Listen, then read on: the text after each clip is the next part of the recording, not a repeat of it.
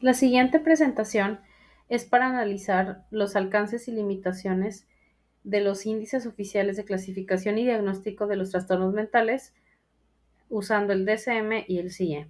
Estos dos comparten una conceptualización categorial de las patologías psicológicas y con el tiempo se han tenido avances significativos para poder diagnosticar con mayor certeza y dignidad a través del tiempo.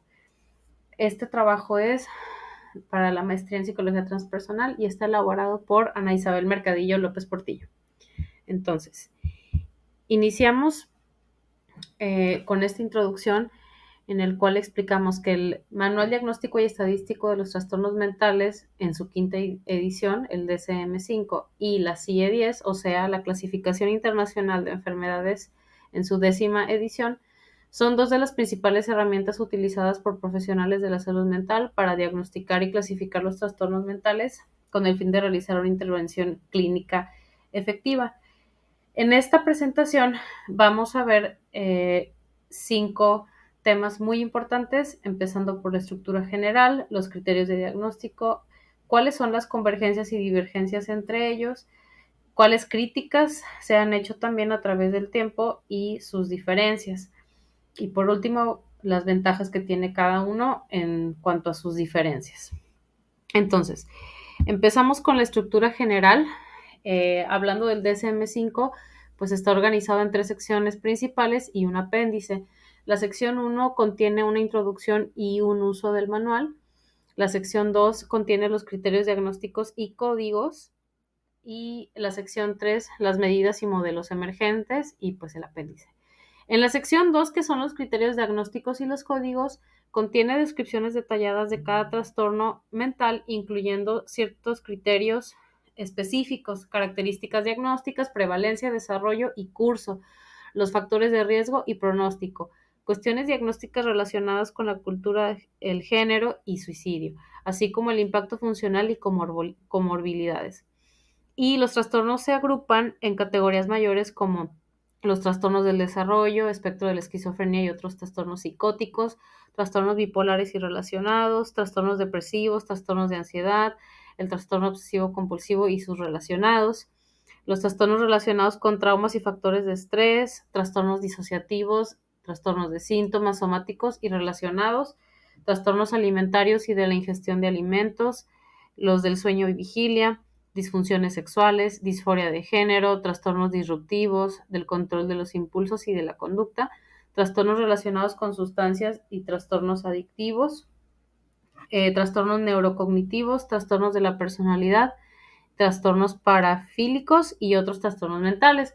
Como podemos ver, el DSM pues está sumamente enfocado a la cuestión psicológica y a la salud mental. El CIE-10 o la CIE-10 está elaborada por la Organización Mundial de la Salud, es más general y bueno, en este caso señalo el capítulo 5 que se enfoca en los trastornos mentales y del comportamiento y se subdivide en diferentes categorías, cada una con su propio código. Y las principales categorías incluyen los trastornos mentales orgánicos, incluidos los sintomáticos, trastornos mentales y el comportamiento debido al consumo de sustancias psicoactivas, esquizofrenia, trastornos esquizotípicos y trastornos de ideas delirantes, trastornos del humor, o sea, afectivos, trastornos neuróticos secundarios a situaciones estresantes y somatomorfos. Síndromes conductuales asociados con alteraciones fisiológicas y factores físicos, trastornos de la personalidad y del comportamiento en el adulto, retraso mental, trastornos del desarrollo psicológico, trastornos del comportamiento y de las emociones de comienzo habitual en la niñez y adolescencia, trastornos mentales sin especificación. Creo que aunque contienen diferencias muy marcadas, ambos se pueden complementar dependiendo pues cuál es el motivo de consulta o el caso a analizar. Y bueno, vamos a revisar ahora los criterios de diagnóstico. Ambas clasificaciones presentan similitudes en cuanto a la categorización y los criterios diagnósticos generales, aunque la terminología y algunas especificidades pueden variar.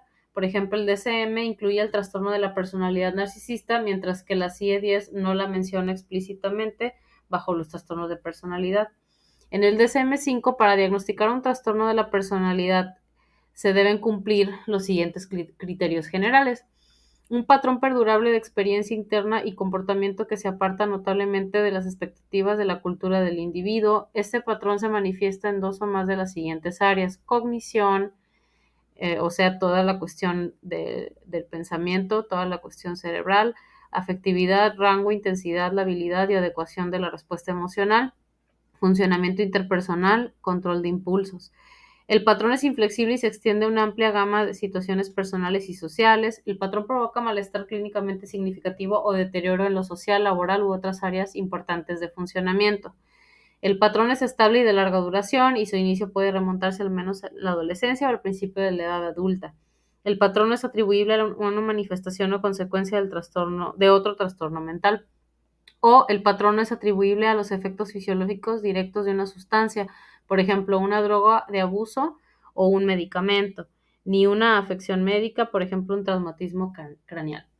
Y en la CIE-10 los criterios para un diagnóstico de personalidad o trastorno de personalidad son: patrones de comportamiento y experiencia interior que se apartan notablemente de lo que se espera en la cultura del individuo. Esto se manifiesta en dos o más de las siguientes áreas: cognición, afectividad, funcionamiento interpersonal, control de impulsos. El patrón es inflexible, se extiende a una amplia gama de situaciones personales y sociales, claramente desadaptativo. El patrón causa un malestar subjetivo significativo o un deterioro en el funcionamiento social, laboral u otras áreas importantes. El patrón es estable y de larga duración, con inicio en la adolescencia o al principio de la edad adulta. El patrón no es atribuible a una manifestación o consecuencia de otro trastorno mental. El patrón no es atribuible a los efectos fisiológicos directos de una sustancia, por ejemplo, droga, abuso de medicamento, afección médica. O sea, son muy similares y realmente, como mencionaba anteriormente, dependiendo el diagnóstico o dependiendo el caso o motivo de consulta, es como el profesional de la salud puede irse complementando con ambos en sus similitudes, y también las diferencias van a venir a complementar. Ahora, vamos a ver precisamente cuáles son las convergencias que presentan estas dos clasificaciones. Ambos sistemas son esenciales y complementarios para la práctica clínica y la investigación en salud mental. La convergencia en muchos aspectos asegura una coherencia en la práctica diagnóstica a nivel global, mientras que las divergencias reflejan diferentes enfoques y énfasis que pueden ser útiles en distintos contextos y culturas. En las convergencias encontramos en el propósito y uso, porque ambos sistemas se utilizan para diagnosticar y clasificar trastornos mentales, proporcionando un lenguaje común para los profesionales de la salud mental a nivel global. Los criterios diagnósticos generales para los trastornos de personalidad son muy similares, enfatizando patrones de comportamiento y experiencias internas que se desvían de las expectativas culturales, son inflexibles y desadaptativos y causan malestar o deterioro significativo. Y bueno, en el número 3, las categorías de los trastornos.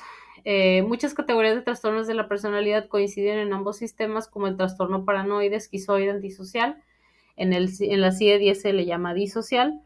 El límite, el histriónico, evitativo, dependiente y obsesivo compulsivo, que en el CIE-10 se llama anancástico. Y número 4, el enfoque en la duración y estabilidad. Ambos sistemas requieren de los patrones que los patrones de comportamiento sean estables y de larga duración, con inicio en la adolescencia o principios de la edad adulta. O sea que ambos sistemas convergen en cuestiones específicas de criterios y de sintomatología. Y bueno, ¿en qué podemos ver las divergencias? En el enfoque y la estructura, porque por ejemplo el DSM-5 es un manual centrado exclusivamente en los trastornos mentales, mientras que la CIE-10 es una clasificación amplia de todas las enfermedades y tiene un capítulo dedicado a los trastornos mentales. 2, en su terminología también pueden variar, porque, por ejemplo, el DSM-5 llama al trastorno obsesivo compulsivo, lo llama trastorno obsesivo compulsivo de la personalidad, mientras la CIE-10 lo denomina trastorno anancástico de la personalidad. Es tal cual una diferencia simplemente de el nombre. El número 3, el número de trastornos de personalidad. En el DSM-5 se clasifican 10 trastornos específicos de personalidad, mientras que la CIE-10 incluye una lista similar, pero no agrupa los trastornos de la misma manera y añade categorías como otros trastornos específicos de la personalidad y trastorno de la personalidad no especificado. 4, en la estructura de diagnóstico también El DSM utiliza un enfoque categorial y dimensional, incluyendo los modelos emergentes para la conceptualización de los trastornos de personalidad basados en dimensiones de la personalidad, mientras que la CIE-10 sigue un enfoque más categorial sin una estructura dimensional tan explícita como la del DSM-5. En su revisión y actualización, el DSM-5 es revisado y publicado por la Asociación Americana de Psiquiatría, la APA, y se enfoca principalmente en la práctica clínica en América del Norte. La CIE-10 es publicada por la OMS y tiene un alcance más global, siendo utilizada en muchos países como el estándar para la clasificación de todas las enfermedades, no solo los trastornos mentales. Número 6, otra divergencia es la perspectiva cultural. Aunque ambos sistemas reconocen la importancia de la cultura en el diagnóstico, el DSM-5 ofrece directrices más detalladas y específicas sobre cómo considerar las diferencias culturales en la evaluación de los trastornos mentales. Y bueno, vamos a ver ahora de qué se trata la clasificación categorial. En el DSM-5 y la CIE-10 se consideran clasificaciones categoriales de las patologías psicológicas porque se dividen los trastornos mentales en categorías distintas y definidas con criterios diagnósticos específicos para cada trastorno. Hay una definición clara de los trastornos, ambos proporcionan descripciones detalladas de cada criterio. Cada trastorno se define por un conjunto de síntomas y características que deben estar presentes para hacer un diagnóstico. También tienen una exclusividad de categorías, son excluyentes, es decir, cada trastorno está claramente delineado y se diagnostica en función de un conjunto específico de síntomas que lo distinguen de otros. Cada trastorno establece umbrales diagnósticos específicos, un número mínimo de síntomas y duración de los mismos deben cumplirse para que se realice un diagnóstico. Esto implica que una persona puede cumplir con un conjunto particular de criterios para ser diagnosticada. Y por último, pues tienen una estructura jerárquica, es decir, se agrupan en categorías más amplias basadas en similitudes en la presentación clínica. Se organizan los trastornos de personalidad en 3 grupos, por ejemplo, A, B y C, basados en características comunes. Y bueno, ¿cuáles son las críticas que presentan cada uno de estos sistemas? Del DSM-5 y la CIE-10, desde la aproximación dimensional, se centra en varias áreas clave, incluyendo la naturaleza de los trastornos mentales, la evaluación de los síntomas y la consideración de la continuidad de la salud mental. Es decir, en esta crítica encontramos que los sistemas categoriales dividen los trastornos en categorías discretas, lo que implica que un individuo tiene o no tiene un trastorno basado en la presencia de ciertos criterios. Este enfoque puede no reflejar la realidad de los síntomas mentales que a menudo existen en continuo en un lugar de categoría claramente definida. Y hablando del enfoque dimensional, la aproximación dimensional sugiere que los síntomas y los trastornos mentales varían en grado o intensidad a lo largo de un aspecto continuo. Reconoce que la mayoría de las personas experimentan síntomas diversos y grados que la severidad de estos síntomas puede fluctuar con el tiempo. En la comorbilidad de los trastornos, estos sistemas a menudo enfrentan problemas con la comorbilidad, donde un individuo cumple los criterios para múltiples trastornos y esto pues puede ser confuso. La alta tasa de comorbilidad sugiere que las categorías pueden no ser mutuamente excluyentes ni adecuadamente independientes. Este enfoque dimensional aborda la comorbilidad al permitir que los síntomas se midan en varios ejes sin necesidad de encajar estrictamente en una categoría particular. Y por último, la rigidez y falta de flexibilidad. Los sistemas categoriales pueden ser rígidos, lo que limita su capacidad para capturar la complejidad y variabilidad de los trastornos. Esta rigidez puede llevar a diagnósticos que no reflejen completamente la experiencia individual del paciente. El enfoque dimensional es más flexible, permitiendo una evaluación más matizada y personalizada de síntomas y su severidad. Facilita una mejor comprensión de las experiencias individuales y puede adaptarse mejor a las necesidades específicas de cada paciente. En el desarrollo y curso de los trastornos, también estos sistemas tienden a ver los trastornos como estados estadísticos, sin considerar suficientemente cómo los síntomas pueden cambiar con el tiempo. Y pues esto puede llevar a que los tratamientos no se ajusten adecuadamente a la evolución de los síntomas. Y por último, en la evaluación y diagnóstico, esta evaluación basada en categorías puede simplificar en exceso el diagnóstico, pasando por alto la complejidad de la presentación clínica. Los diagnósticos pueden depender excesivamente del cumplimiento de umbrales específicos de síntomas, lo que puede no reflejar adecuadamente la realidad clínica.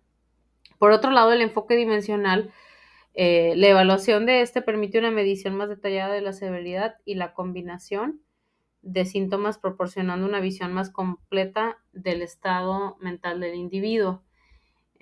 Facilita una evaluación más precisa y detallada que puede guiar intervenciones más específicas. Entonces, ¿qué podemos concluir?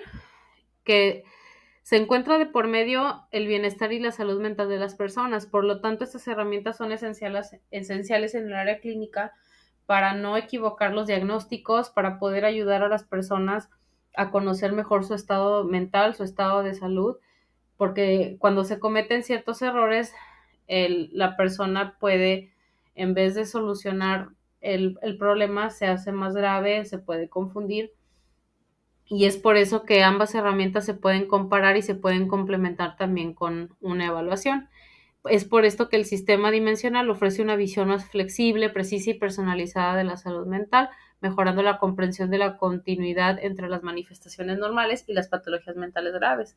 Esto no solo facilita los diagnósticos más precisos y tratamientos más efectivos, sino que también permite una mejor identificación y prevención de trastornos mentales. Y ambos sistemas son esenciales y complementarios para la práctica clínica y la investigación.